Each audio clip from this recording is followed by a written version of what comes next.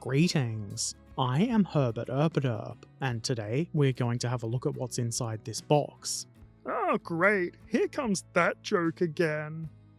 What joke? It's clearly a Jagdpanzer IV L48 early in 35th scale from Border Models, and also T-Rex Studio.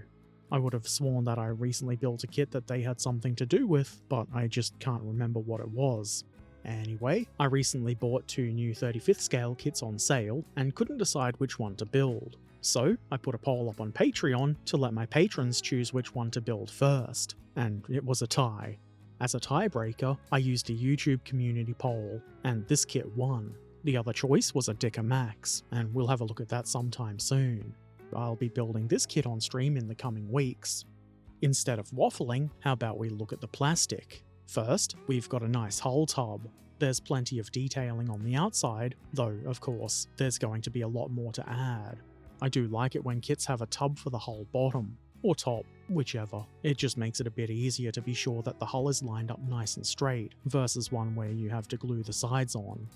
This mantlet was also, for whatever reason, its own piece and not on a sprue. That's fine, and it looks very nice. I like the cast texture that it has. It's a bit of a shame those mold lines are where they are though. I mean, we can clean them up, it's just a bit annoying. Here are some upper hull parts. These all look really nice and neat. We're obviously not going to get away with no cleanup. There are mold lines and they'll need to be removed, but it doesn't look like it's going to be too much work. The detailing looks really nice and crisp here too. Having been impressed by the quality of the previous Border Models kit I built, I'm not really surprised. This sprue has some more mantlet and upper hull related doodadery.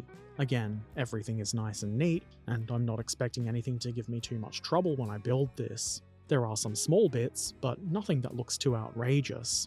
We can see there's some more of that casting texture, and some poorly placed mold lines, but they can be cleaned up easily enough, we've just got to be careful to avoid damaging the texture. That said, I'm no Jagdpanzer IV surgeon, so for all I know, those could be realistic mold lines.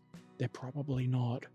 Here's a bunch of other small bits and pieces. They all look to be pretty good quality, and the plastic feels like it's reasonably strong, so I'm pretty confident that these parts will retain their structural integrity when they're cut from the sprue and cleaned up. That kind of thing goes a long way toward making the experience with tiny parts a lot better. If you're not worried about them just breaking, whenever you think about breathing within 10 meters of them, you feel more confident and have more fun. At least I do. I don't know about you. Here's another sprue with some hull bits. I don't really have anything to say about these that I haven't said about the other sprues, though I will say again that I really like the subtlety of the casting texture. I never really add that texture to models myself, and in my opinion, most people go too heavy with it, and that would probably include myself if I did add it, so it's nice that it's molded in and looks good. Now, we're starting to get into some suspension and running gear parts. Most of these are pretty small, but it is, of course, a 35th scale model, so they're probably not going to be too bad. Some of it might require tweezers, and possibly some sort of magnification if your vision isn't all that good, but I feel like the challenge here is more that there's a lot of pieces rather than the small size of the pieces. I don't think it's going to be all that hard to build. What do you think? Will I regret what I've said and find out that it's incredibly hard and get all mad and explode? I guess you'll have to watch the build stream to find out. Here are the tracks and some of the wheelie bits. As you can see, these are link and length, which in my opinion are superior to rubber band tracks and much easier to deal with than a whole lot of individual links. I'm still having flashbacks to the Bronco Ram tracks. There are a couple of individual links here, of course, but that's okay. There's also some nice long lengths, and I'm not anticipating these to be too difficult or time-consuming. However, I have been wrong before. Am I wrong this time? Future Herbert knows, but he's keeping his mouth shut. It's kind of obvious, but I've got to say, the detailing on the tracks looks pretty great here. Here's a couple more bits. These mostly seem to be stowage. There's crew helmets and rolls. Bed rolls? I don't know. They're definitely not food rolls. Other than the fairly heavy mold lines on these, they look pretty good, and we can always fix mold lines anyway. I didn't see any crew figures to go with this stuff, but that's okay. These bits should make the model look more convincing and alive anyway, even if there are no crew figures. This final sprue has an assortment of little brackets and handles and other doodadery. All of these little things are probably very important and have fancy names that old Herbert doesn't know. One of these handily looking doodads seems to have not had enough plastic in the mould, so it has a space in the middle. That could be intentional, though I don't think so. I guess if it's unintentional, we can just claim it's battle damage. That works.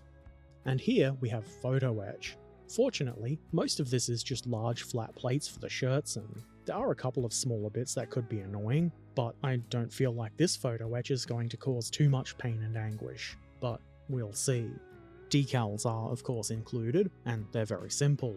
You get 2 numbers and a pair of crosses. That's probably all you really need, but if you want more, there's bound to be various aftermarket options out there. And last but not least, the instruction booklet, which I'm pleased to see is actually in the form of a booklet. It is a bit wide, but it should be fine. It starts off with a bit of history and some pictures, which is always nice. There's a sprue guide, which you should reference if you think any of the parts are missing or damaged. The instruction diagrams seem pretty well laid out and easy enough to follow. I obviously haven't tried using them yet, so there could be issues I don't know about, and if that's the case, I will of course mention it in the build video. There's a couple of painting and marking guides in the center of the booklet, and the end is all about adding Zimmerit and a rolled up tarp to the model, which I'm probably not going to do. I just don't really like the way Zimmerit looks, so I just don't really feel like spending the time adding it. But if you do want to add the Zimmerit, a 2-part epoxy and a small metal tool are included, so you can do that, and I think that's a really good inclusion, even if I don't plan on using it. I did take a picture of those items, but I can't find it, and I was just too lazy to go and get the kit and take more pictures. If I remember, and if anybody cares, I'll show them in the build video. The back of the instruction booklet is a nice outline of the Jagdpanzer IV on a pink background, which I find appealing. Anyway, that's what's in the box. This looks like it's going to be a really nice kit, and I am expecting it to be quite fun. It is probably going to take a fair bit of time to get it completed, but that's okay. That's just getting your money's worth, isn't it? I don't have an exact start date for this build, but it is going to be relatively soon.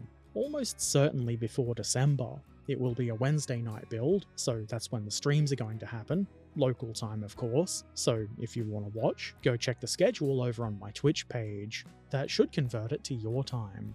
If you've got any questions or comments, feel free to put them in the comment section below. Subscribe if you want to see more, support on Patreon or Ko-fi if you're able, and check out the links in the description. Take care of yourselves, be excellent to each other, and thanks for watching. Farewell.